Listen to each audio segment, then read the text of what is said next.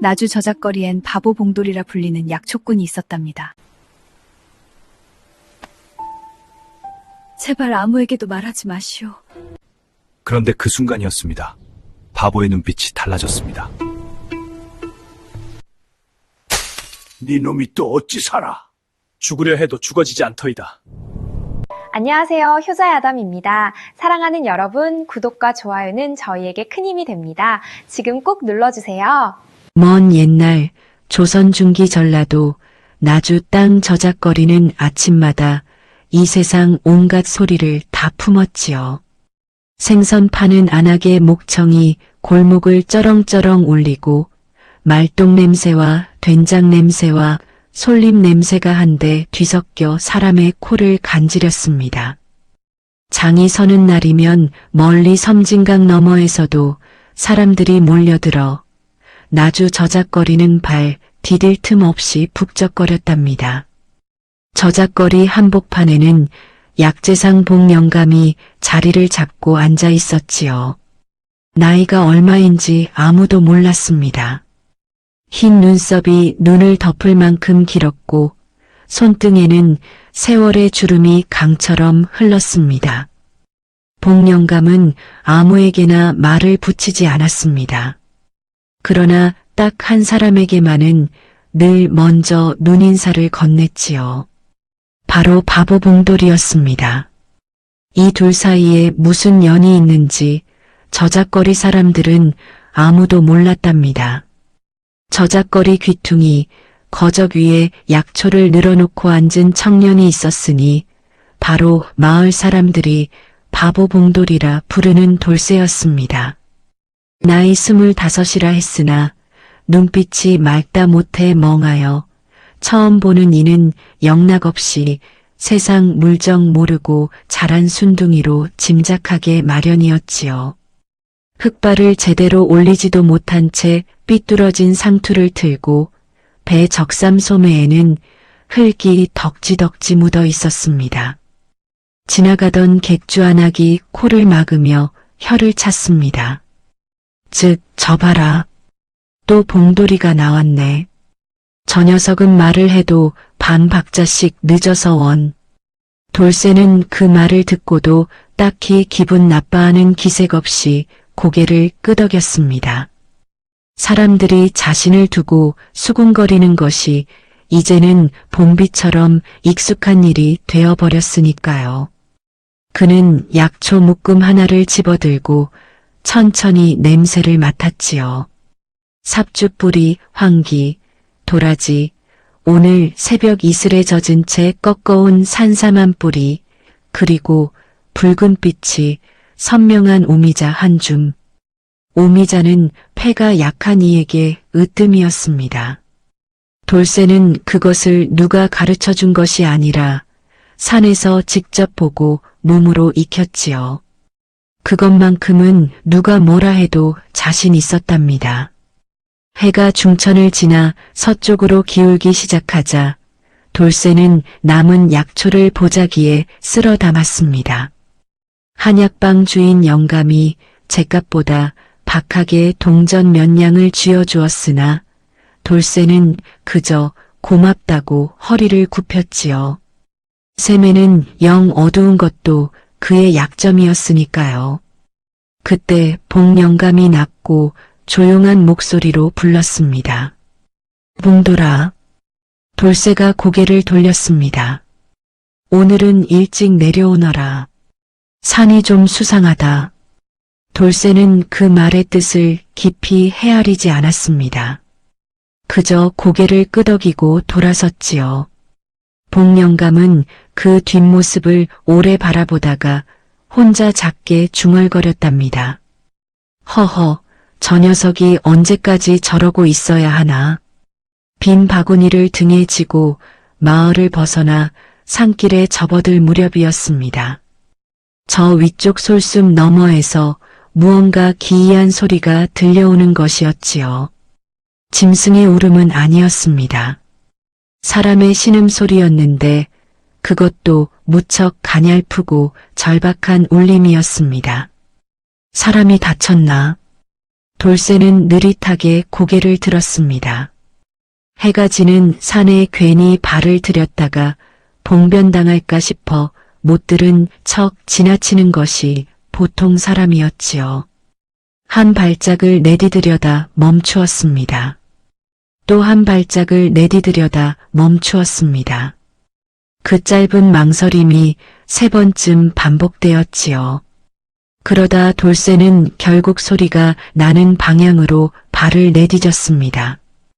그저 소리가 너무 가늘고 애처로웠으니까요. 산길은 오르막이었습니다.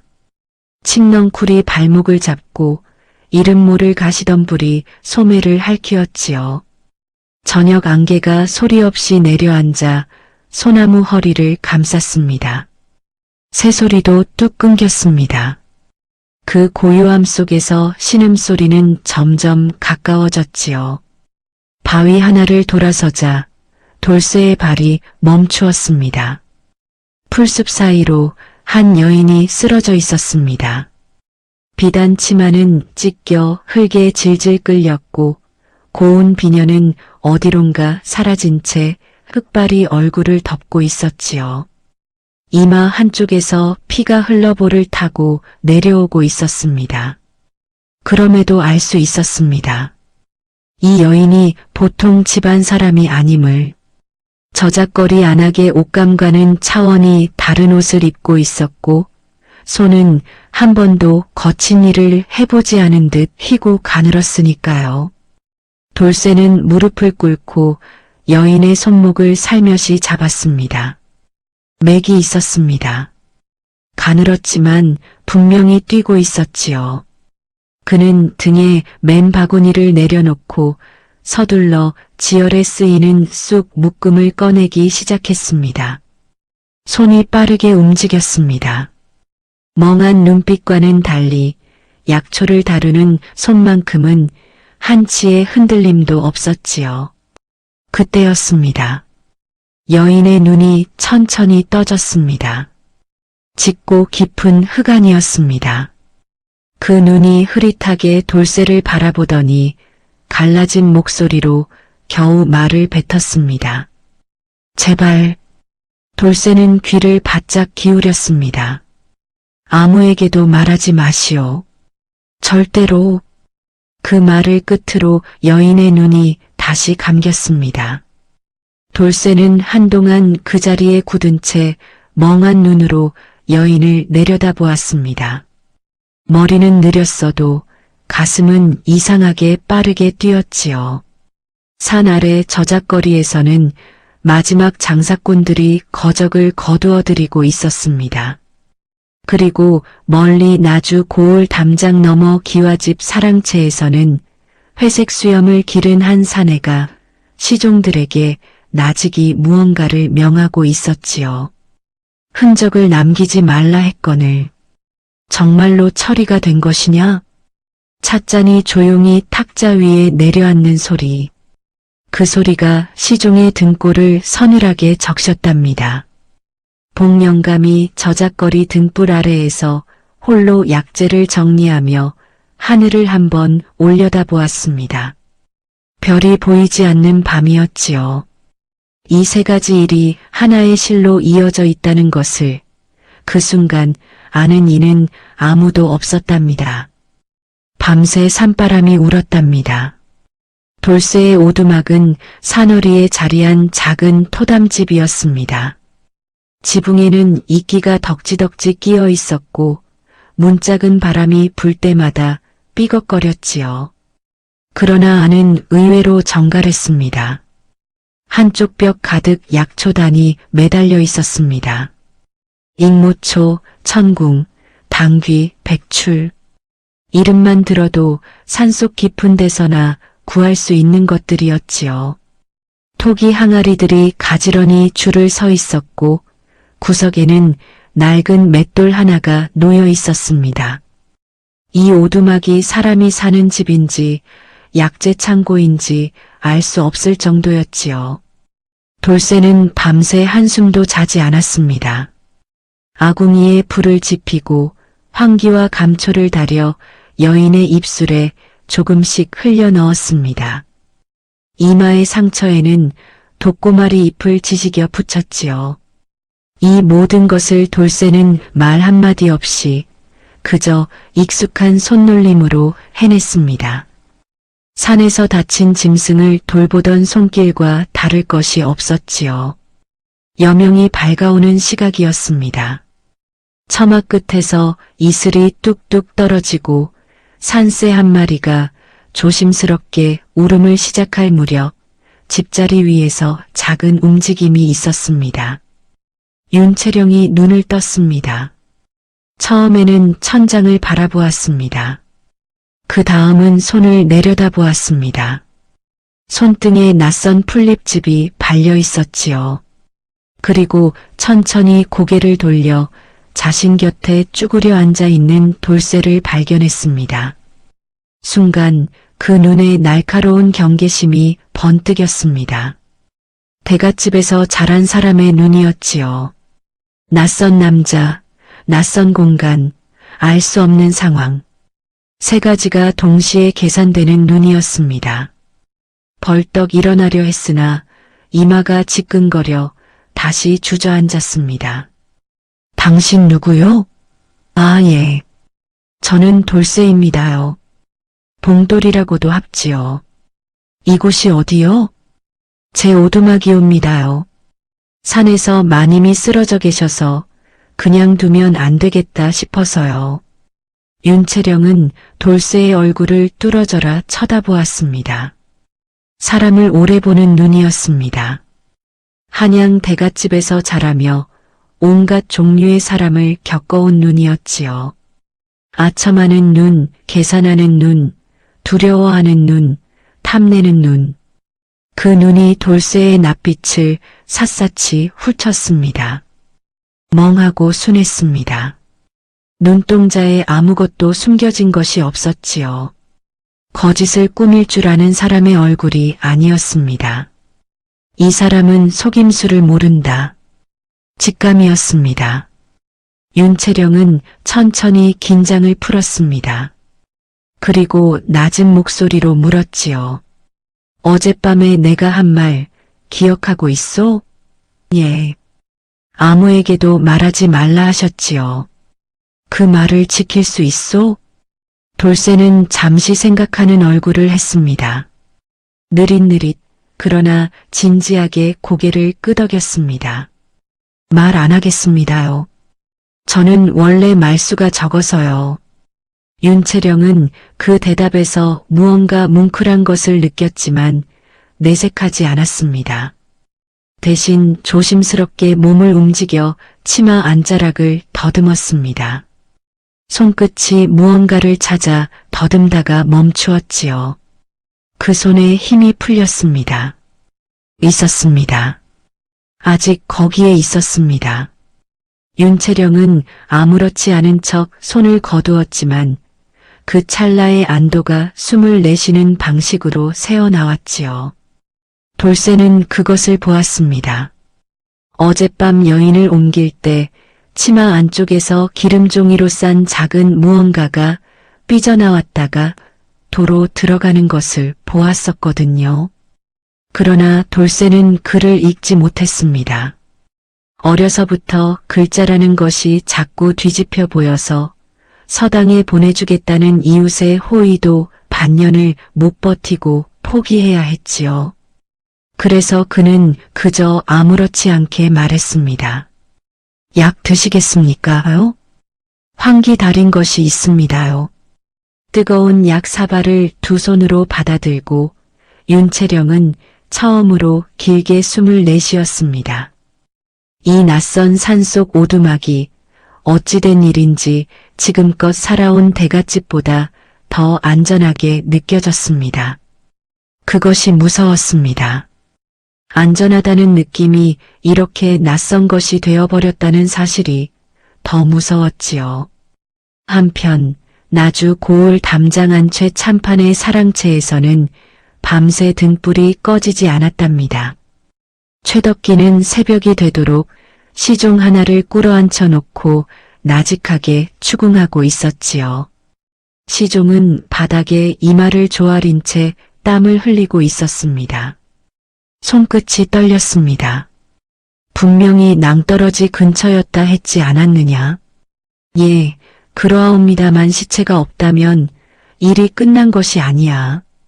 찻잔이 조용히 탁자 위에 내려앉는 소리. 그 소리가 시종의 등골을 서늘하게 적셨답니다. 밖에는 아직 어둠이 걷히지 않았습니다. 새벽 안개가 나주 고을을 잠잠히 감싸고 있었지요. 사흘이 흘렀습니다. 첫날은 윤채령이 거의 내내 누워 있었습니다. 돌쇠는 아침 저녁으로 약을 다리고 상처 부위를 갈아주었지요. 이마에 독고마리 잎을 걷어내고 새 잎으로 바꾸었습니다. 두 사람 사이에 말이 없어도 어색하지 않았습니다. 돌쇠가 워낙 말이 없는 사람인데다 윤채령 역시 지금 당장 머릿속을 가득 채운 생각들 때문에 입열 여유가 없었으니까요. 둘째 날 윤채령이 처음으로 먼저 물었습니다. 이 약초는 무엇이오? 삽주 뿌리입니다요. 기운 없을 때 먹으면 좋지요. 저것은 천궁입니다요. 머리가 지끈거릴 때 씁니다요. 마님 이마 상처에 지금 그것도 조금 섞었지요. 어디서 배웠소? 배운 것은 아니고요. 산에서 보다 보니까 알게 되었음입지요. 이 풀은 이럴 때 쓰는 것이고 저 풀은 저럴 때 쓰는 것이 고윤채령은 그 대답을 가만히 곱씹었습니다. 배우지 않았으나 안다. 책으로 익히지 않았으나 통한다.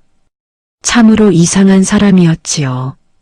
그러면서도 어딘가 마음이 놓이는 것은 무슨 까닭인지 알 수 없었습니다. 셋째 날 아침 돌쇠가 밥상을 들고 들어왔습니다. 좁쌀밥에 산나물 무침 그리고 된장을 풀어 끓인 미역국이었습니다. 미역 냄새가 오두막 안을 가득 채웠지요. 구수하고 따뜻한 냄새였습니다. 윤채령은 그 냄새를 맡는 순간 이유도 모르게 눈가가 뜨거워졌습니다. 대갓집에서는 늘 산의 진미를 먹었지만 지금 이 좁쌀밥이 그 어떤 것보다 반갑게 느껴졌지요. 두 사람은 처음으로 제대로 마주보고 앉아 밥을 먹었습니다. 윤채령은 오래간만에 밥 한 그릇을 남기지 않고 비웠지요. 그리고 수저를 내려놓으며 입을 열었습니다. 나는 최참판댁 며느리요. 돌쇠는 밥을 씹다가 멈추었습니다. 그리고 천천히 고개를 들었지요. 최참판이라면 나주에서 모르는 사람이 없는 이름이었습니다. 돌쇠 같은 사람도 알 정도였으니까요. 많이 무서우셨겠습니다요. 윤채령은 그 말에 아무 대답도 하지 않았습니다. 다만 눈가가 아주 조금 흔들렸지요. 돌쇠는 더 묻지 않았습니다. 그저 자기 밥그릇을 조용히 비웠습니다. 더 묻지 않는 것이 때로는 가장 큰 배려라는 것을 이 바보 약초꾼은 말로 배운 적 없이 알고 있었지요. 그날 오후 오두막 아래쪽 산길에서 낯선 발소리가 들렸습니다. 돌쇠가 귀를 세웠습니다. 짐승처럼 예민한 귀였지요. 신발 소리가 한 사람이 아니었습니다.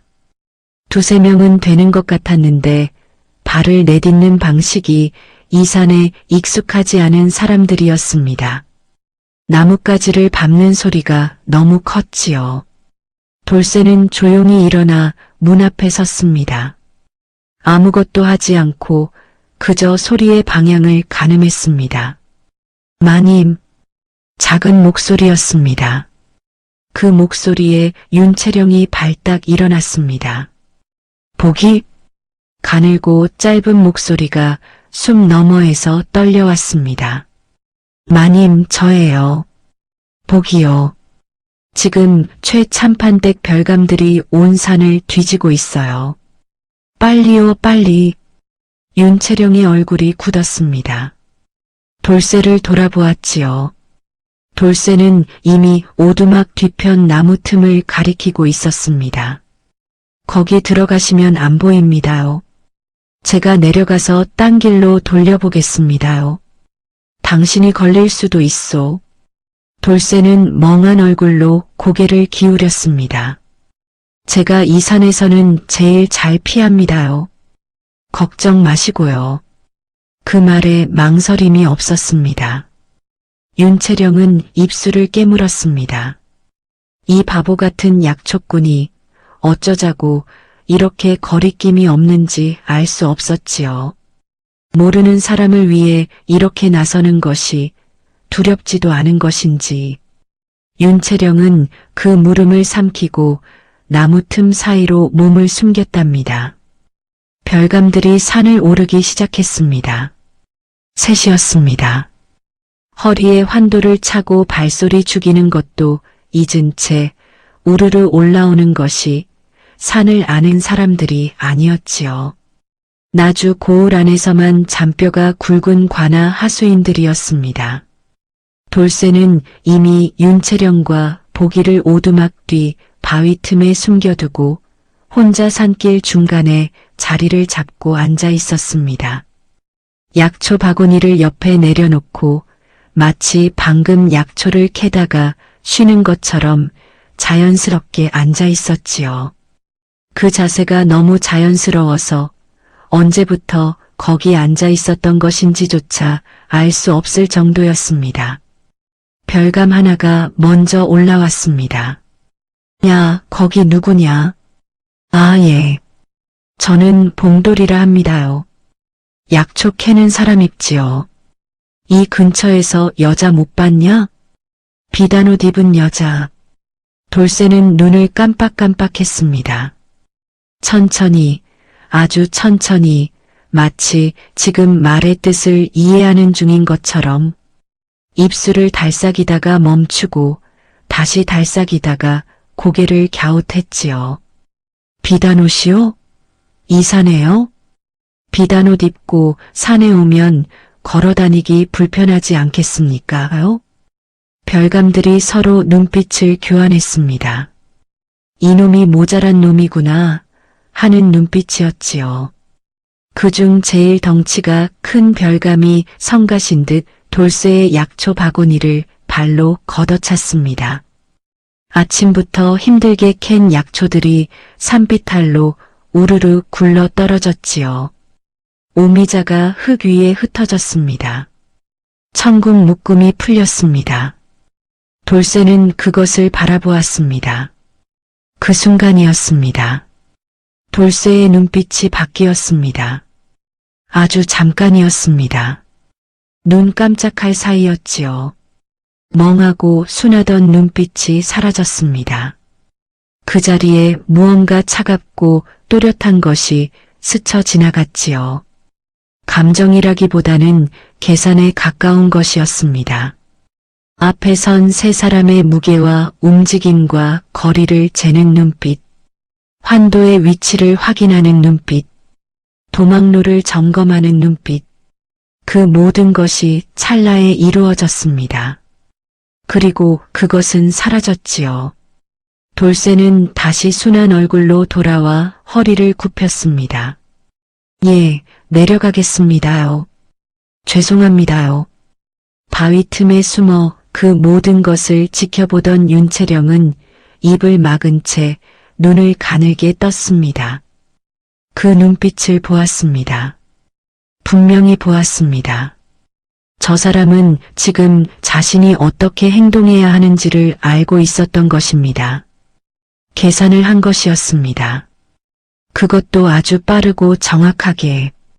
바보가 계산을 합니까? 그날 밤이었습니다. 윤채령은 잠이 오지 않았지요. 오두막 한쪽 구석에 등불을 낮게 켜고 보기와 나란히 누워 눈을 감고 있었습니다. 보기는 이미 곤히 잠들어가는 숨소리를 내고 있었지요. 그런데 돌쇠가 문 가까이 앉아 무언가를 펼쳐보는 기척이 났습니다. 눈을 아주 조금 떴습니다. 낡은 장부 같은 것이었습니다. 빼곡히 한자가 적혀 있는, 그리고 돌쇠는 그것을 손가락으로 한 글자 한 글자 짚어가며 소리 없이 입술을 움직이며 읽고 있었습니다. 천천히, 그러나 분명히 모르는 사람의 손짓이 아니었습니다. 그는 글을 읽지 못한다고 했습니다. 윤채령은 눈을 감았습니다. 심장이 천천히, 그러나 분명하게 빠르게 뛰기 시작했습니다. 손끝이 차가워졌지요. 이 오두막에서 사흘을 보내는 동안 자신이 너무 쉽게 경계를 낮춘 것은 아닌가? 아니면 이 사람은 정말로 바보가 아닌 것인가? 이 사람은 대체 누구인가? 비가 내렸습니다. 처음에는 가랑비였지만 자정이 되기도 전에 하늘이 뚫린 듯 쏟아지기 시작했지요. 산은 순식간에 빗소리로 가득 찼습니다. 계곡물이 불어나는 소리, 나뭇잎이 빗방울에 두들겨 맞는 소리, 어디선가 작은 돌이 굴러 떨어지는 소리. 돌쇠는 그 비가 내리기 1시간 전에 이미 이것을 알았습니다. 오후부터 바람의 방향이 달라졌고 솔잎 끝에 맺히는 이슬의 양이 평소와 달랐지요. 산에 사는 사람의 감각이었습니다. 그래서 미리 두 사람을 이끌고 폭포 뒤쪽 석굴 안에 자리를 잡았습니다. 이끼 냄새와 물기찬 바위 냄새가 코를 찔렀지요. 아무도 모르는 곳이었습니다. 돌쇠 혼자만 아는 곳이었습니다. 석굴 입구로 폭포의 물줄기가 장막처럼 드리워졌습니다. 그 너머 세상은 보이지도 않았지요. 완벽한 은신처였습니다. 보기는 추운지 몸을 잔뜩 웅크리다가 윤채령의 어깨에 기대어 잠이 들었습니다. 가느다란 숨소리가 폭포 소리에 묻혔지요. 윤채령은 보기의 머리카락을 쓸어주다가 손을 멈추었습니다. 그리고 낮은 목소리로 돌쇠에게 물었습니다. 산 아래에 군간들이 온 것을 알고 있었소? 예. 오전에 말발굽 소리가 많이 들렸습니다요. 그런데 왜 미리 말하지 않았소? 말씀드리면 마님이 더 무서우실 것 같아서요. 윤채령은 잠시 말이 없었습니다. 빗소리가 더 거세졌지요. 폭포 소리가 귀를 채웠습니다. 그러다가 치마 안자락에 손을 넣었습니다. 꺼낸 것은 기름종이로 꼼꼼히 싼 서찰이었지요. 물기 하나 스미지 않도록 여러 겹으로 감싸인 것이었습니다. 이것을 지키기 위해 얼마나 많은 것을 잃었는지 윤채령은 잠깐 눈을 감았다가 떴습니다. 이것 때문이요. 저 사람들이 나를 쫓는 것은. 돌쇠는 그 서찰을 바라보았습니다. 하지만 달라고 하지 않았습니다. 그저 들을 준비가 되어 있다는 눈빛이었지요. 윤채령이 천천히 말을 시작했습니다. 시아버지 최덕기는 조정의 진상미를 빼돌려 왜 팔았소?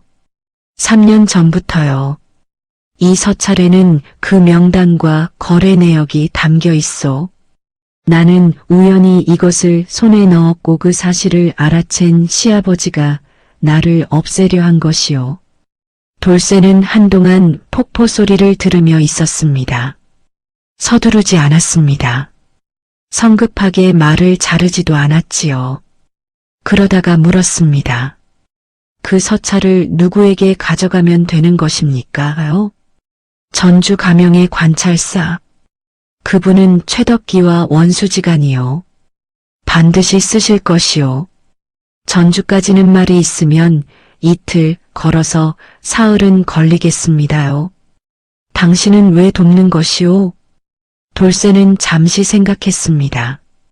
진지하게, 느릿하게. 석굴 밖에서 폭포가 울었지요. 보기가 잠꼬대를 했습니다. 그리고 돌쇠가 대답했습니다. 억울한 것은 나쁜 것이니까요. 딱 그것뿐이었습니다.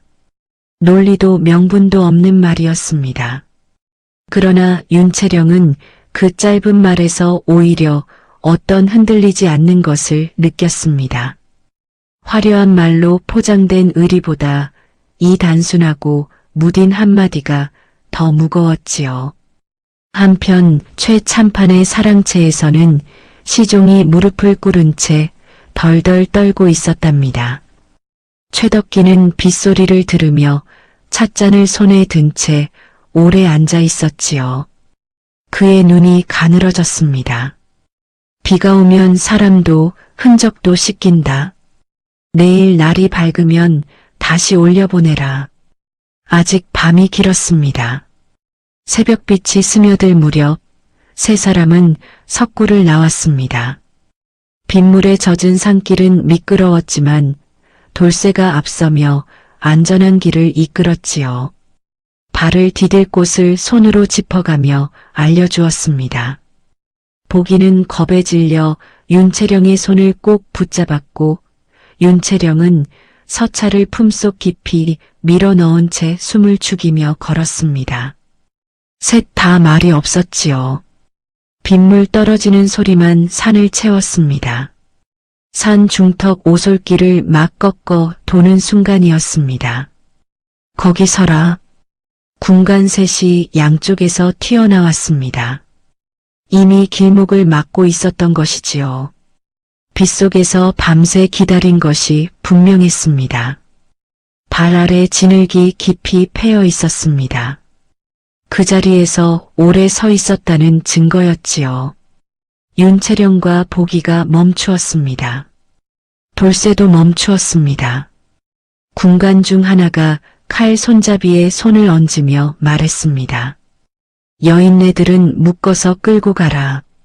이 약초꾼은 공연히 끼어들었으니 따로 처리해. 돌쇠는 아주 잠깐 눈을 감았습니다. 한 번 숨을 내쉬었지요. 그리고 돌아보았습니다. 윤채령과 눈이 마주쳤습니다. 말이 없었습니다. 그러나 그 눈빛으로 무언가가 건네졌지요.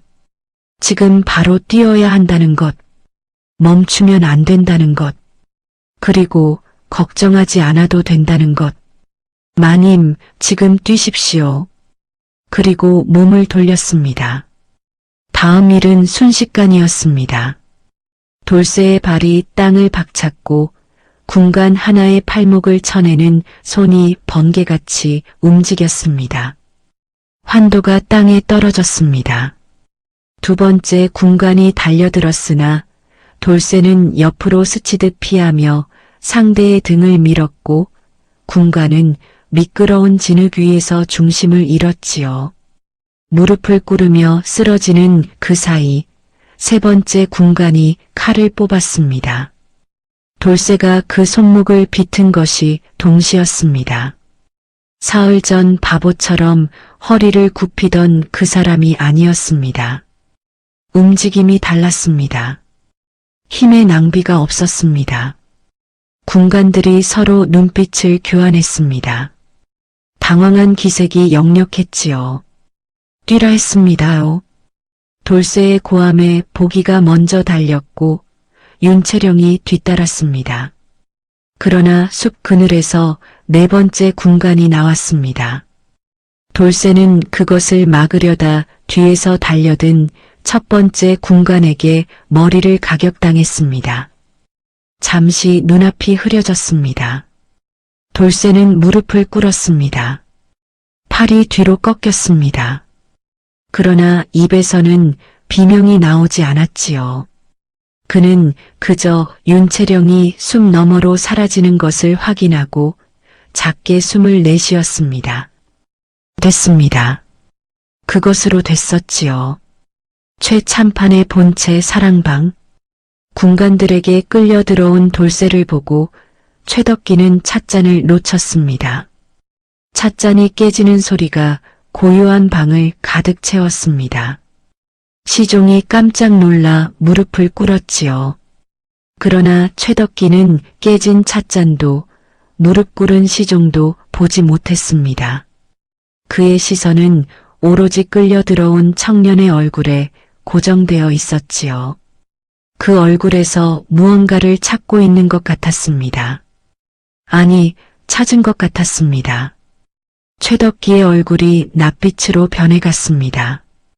떨리는 손이 팔걸이를 붙잡았습니다. 방 안의 공기가 달라졌지요. 군관들도 영문을 몰라 눈치만 살폈습니다. 그 입에서 가느다란 소리가 새어나왔습니다. 내가 어찌 살아. 돌쇠는 그 말을 듣고 처음으로 멍하지 않은 눈으로 최덕기를 바라보았습니다. 최덕기는 한참이나 말을 잇지 못했습니다. 방 안이 조용했습니다. 군관들도 영문을 몰라 눈치만 살피고 있었지요. 무릎을 꿇린 채 포박당한 젊은이는 고개를 들고 최덕기를 바라보았습니다. 그 눈빛에 두려움이 없었습니다. 분노도 없었지요. 그저 오래 기다려온 사람의 눈빛이었습니다. 10년 만에 보는구나. 최덕기가 겨우 말을 내뱉었습니다. 예. 오래되었습니다.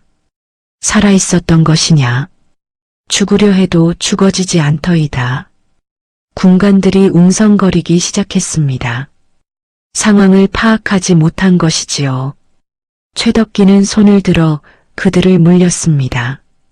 그리고 천천히 일어나 돌쇠 앞에 섰습니다. 허리가 굽은 늙은 사내와 포박당했으나 허리가 꼿꼿한 젊은 사내가 마주 섰지요. 이준혁? 이판서 이문영의 아들. 그 이름이 방 안에 울려 퍼지자 이준혁의 눈빛이 처음으로 흔들렸습니다. 아주 조금, 그러나 분명히 15살의 일이었습니다. 아버지 이문영은 청렴한 판서였지요. 나라의 곡식 창고를 관리하면서도 손 하나 대지 않은 사람이었습니다. 바로 그 청렴함이 최덕기에게는 눈엣 가시였지요. 최덕기는 이문영이 영모를 꾸민다는 거짓 고변을 올렸고 이 판서 가문은 하루아침에 멸문지화를 당했습니다. 준혁은 어려서부터 그를 돌봐온 몸종 할멈의 등에 업혀 나주 산속으로 도망쳤지요. 이름을 버렸습니다. 그를 안다는 것도 무예를 익혔다는 것도 철저히 숨겼습니다. 바보처럼 보이는 것이 가장 안전했으니까요. 그저 바보 약초꾼으로 산속에서 때를 기다렸습니다. 그 할멈이 바로 전주가명 관찰사의 어머니였습니다. 증거는 이미 가명으로 가고 있소. 준혁이 말했습니다. 어리석은 것. 증거가 간다 한들 내 놈이 여기 있는 한 저를 해치면 더 많은 것이 쏟아져 나올 것이오. 저는 10년을 기다렸소. 그동안 손을 놓고 있었겠습니까? 최덕기의 얼굴이 다시 흔들렸습니다. 눈 가장자리에 무언가가 지나갔지요. 그것은 공포였지만 그 밑에는 더 오래된 것이 있었습니다. 후회라고 부르기도 민망한, 그러나 후회가 아니라고 하기도 어려운 무언가. 최덕기도 처음부터 이런 사람이었던 것은 아니었겠지요. 그러나 그것이 지금의 그를 용서하는 이유가 될 수는 없었습니다. 준혁은 그 틈을 파고들지 않았습니다. 그저 기다렸지요. 멀리서 말발굽 소리가 들리기 시작했습니다. 하나, 둘, 셋. 점점 많아졌습니다. 최덕기의 안색이 또 한 번 변했습니다. 준혁은 그것을 보며 눈을 천천히 감았다가 떴지요. 이제 됐습니다. 말발굽 소리가 점점 커졌습니다. 최덕기의 얼굴에서 핏기가 빠져나갔지요. 창문 너머를 내다보니 붉은 관복 차림의 기마대가 먼지를 일으키며 달려오고 있었습니다. 전주 가명의 깃발이었지요. 나주 고을 백성들이 담장 너머로 고개를 내밀었습니다. 무슨 일인가 하는 눈빛으로, 그러나 어딘가 오래 기다려온 듯한 눈빛으로 최덕기가 뒷문으로 몸을 돌렸습니다. 그러나 그 앞에 이미 군관이 가로막고 있었지요. 어젯밤부터 미리 배치된 가명의 군사였습니다. 저택 앞마당은 순식간에 전주 관찰사의 군사들로 가득 찼습니다. 이준혁의 포박이 풀렸습니다. 손목에 밧줄 자국이 붉게 남아 있었지요. 준혁은 그것을 내려다보다가 천천히 손을 쥐었다 폈습니다. 관찰사 어민식이 말에서 내려 이준혁 앞에 섰습니다. 60이 넘은 노관이었는데 그 눈에 갑자기 물기가 맺혔습니다. 자네가 준혁이인가? 어머니께 이야기를 들었네. 10년도 더 된 이야기지만 잊은 날이 없었어. 어머님께서 패를 끼쳐드렸을 것입니다. 패라니? 그 어른이 자네 이야기를 하실 때마다 눈물을 글썽이셨네. 꼭 살아서 돌아올 것이라 하셨어. 이준혁은 그 말에 허리를 깊이 숙였습니다. 말이 나오지 않았습니다. 목이 무언가로 막힌 것 같았지요. 최덕기는 그 자리에서 포박당했습니다. 그가 오가는 군사들 사이로 끌려가며 이준혁을 바라보았습니다. 눈빛에 분노와 공포가 뒤섞여 있었지요. 이준혁은 그 눈을 피하지 않았습니다. 외면하지도 않았지요. 그저 담담히 바라보았습니다. 저 눈빛 때문에 아버지가 돌아가셨습니다. 저 탐욕 때문에 어머니가 우물에 몸을 던졌지요. 저 거짓 때문에 이준혁은 10년을 바보로 살아야 했습니다. 그런데 이상하게도 이준혁의 가슴속에서 분노가 끓어오르지 않았습니다. 그저 무겁고 긴 피로감 같은 것이 천천히 빠져나가는 느낌이었지요. 오래 꽉 쥐고 있던 손을 처음으로 펴는 것 같은. 담장 너머 나주 백성들이 수군거리기 시작했습니다. 최 참판이 잡혔다는 소문이 저작거리로 번져가는 것이 느껴졌지요. 복영감이 그 소리를 들으며 약재단을 천천히 정리했습니다. 그 입가에 아주 작은 미소가 스쳤답니다. 그때 저택 대문 쪽에서 보기의 목소리가 들렸습니다. 마님 여기에요. 이준혁이 고개를 돌렸습니다. 문 입구에 윤채령이 서 있었습니다. 머리카락이 헝클어지고 치마 끝이 진흙투성이었지요. 밤새 달렸던 것이 분명했습니다. 그 눈이 마당을 훑다가 이준혁과 마주쳤습니다. 살아있었습니다. 두 사람 모두 그것만으로 충분했지요. 두 사람은 한동안 말없이 서로를 바라보았습니다. 관찰사 어민식이 낮게 중얼거렸습니다. 어머니가 말씀하셨지. 그 아이는 마음이 너무 선해서 탈이라고. 그래서 바보처럼 숨어 살아야 했던 것이지. 조정의 판결은 빠르게 내려졌습니다. 최덕기는 영모에 준하는 죄목으로 처단되었지요. 진상미 횡령의 외화의 밀거래, 그리고 무고로 인한 이문영 일가의 멸문. 죄목을 읽는 것만으로도 반나절이 걸렸다지요. 나주 고을 사람들은 그 소식을 듣고 저작거리에서 손뼉을 쳤답니다.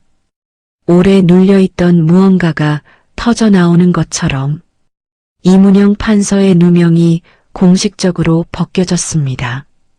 관찰사 어민식은 이준혁을 불러앉혔지요. 자네 아버지가 복권되었네.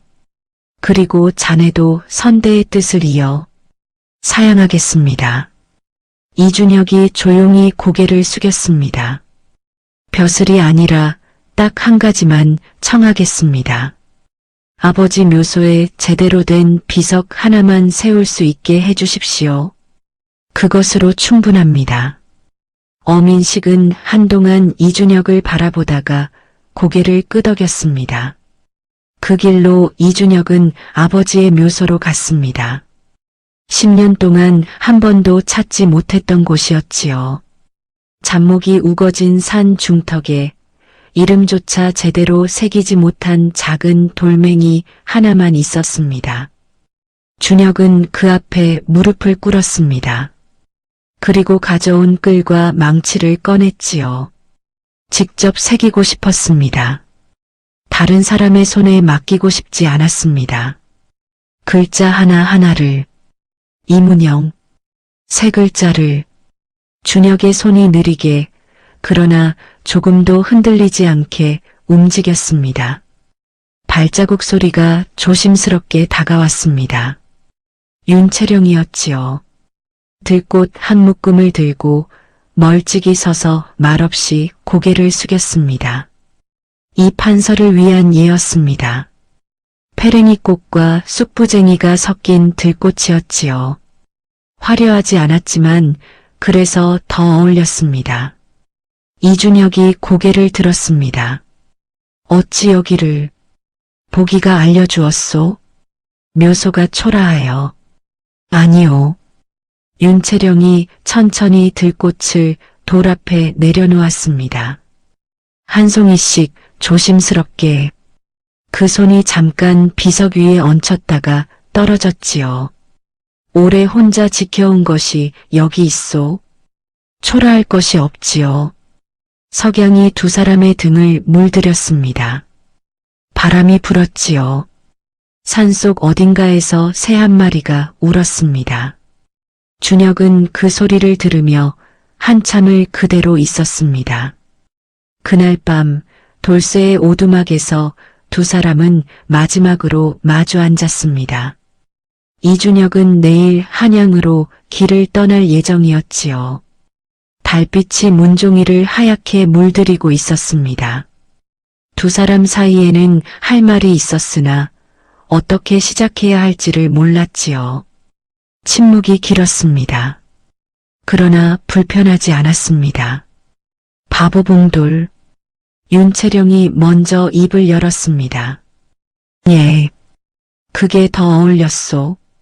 이준혁이 잠시 멍한 얼굴을 하다가 태어나서 처음으로 웃었습니다. 소리는 없었지만 눈가에 주름이 생겼지요. 달빛이 그 얼굴 위에 고요히 내려앉았습니다. 이듬해 봄이 왔습니다.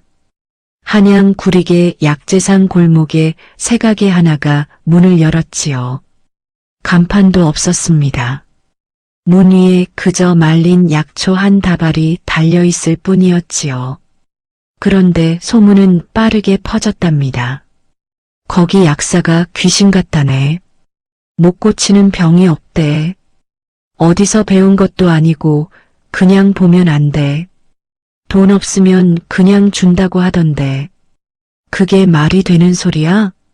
말이 됐습니다. 실제로 그랬으니까요. 아침마다 가게 앞에는 줄이 섰습니다. 등에 아이 업은 아낙, 지팡이 짚은 노인, 얼굴 부은 장사꾼, 제 발로 걷기도 힘든 가난한 이들까지. 이준혁은 그들을 하나하나 앉혀놓고 느릿하게, 그러나 틀림없이 살폈습니다. 말이 많지 않았습니다. 하지만 손끝이 정확했지요.